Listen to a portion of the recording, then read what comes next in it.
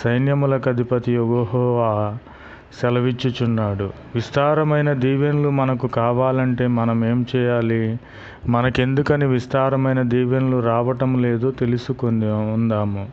మనకు ప్రభు యొద్ద మనమందరము దొంగిలించి ఉన్నాము. ఏ విషయమై ఉన్నామని నీవు అనవచ్చును. మనకు రోజుకి ఒక 2,000 రూపాయలు లేదా 5,000 రూపాయలు వచ్చిందనుకోండి. దానిలో దశమ భాగము తీసి దేవుని మందిరములోనికి మనము తీసుకుని వెళ్ళాలి. 2,000 రూపాయలు వస్తే 200 రూపాయలు దేవునికి ఇవ్వాలి.